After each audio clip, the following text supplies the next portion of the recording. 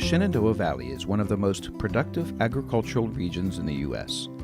Much of the Shenandoah Valley is located within the Chesapeake Bay watershed. Proper management of soil and water resources is key to successful farming and stewardship. When it rains, there's runoff. Runoff carries valuable resources like nutrients and soil into gullies, creeks, rivers, and finally into the bay and ocean. Farmers, conscious of building, not losing their soil, and preventing nutrient runoff and erosion, are putting into practice management and conservation strategies that protect our waterways and produce healthy crops. Producers like Buff Showalter of Fox Run Farm. The river you're looking at here is Lower Dry River, which fronts on our farm, Fox Run Farm, for approximately 3/4 of a mile. I've lived here all my life. I've fished in the river, I swam in the river as a kid, hunted here, played here, and so this river has been a very important part of my life over the years.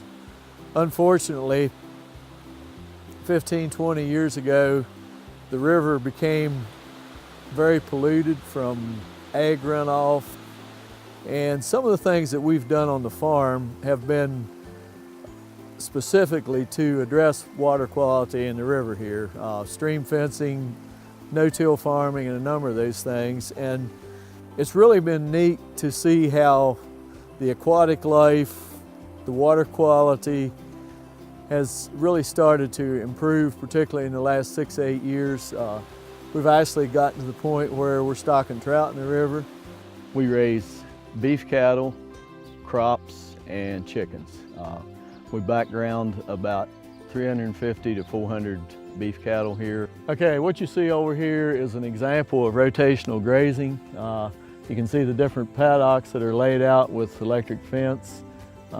Each watering facility services 2 grazing paddocks, and typically we'll graze 40 or 50 cattle in one of those paddocks for 4, 5, 6 days, and then that paddock will be rested for approximately a month.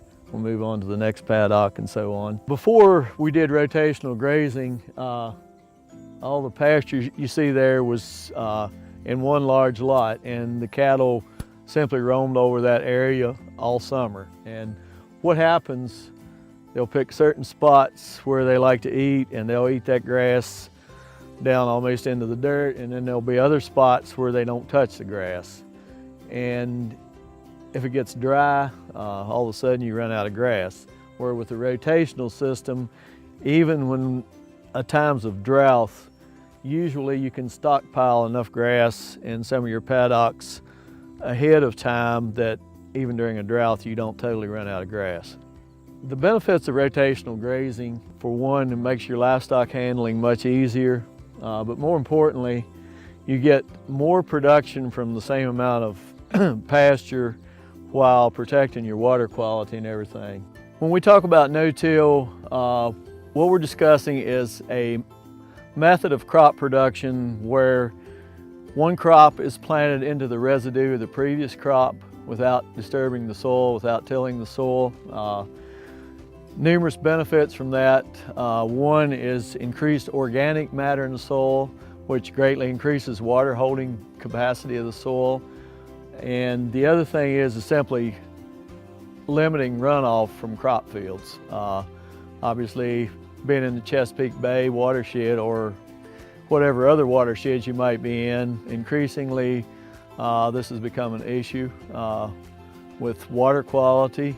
And so this is an excellent method of maintaining top production in your crop fields without sacrificing water quality. So for me, as a landowner, it's really been great to feel like I've, in some ways, played a small part in cleaning up the water in this river. You know, I realize that in the grand scheme of things, that's a very small part of the world we live in, but as my grandmother used to say, if each one of us sweeps in front of his door, the world will be a better place.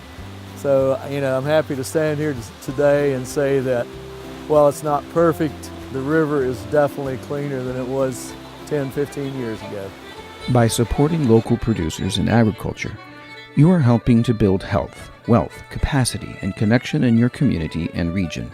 Each time you buy local, you can contribute to a stronger, healthier food system, watershed, and economy.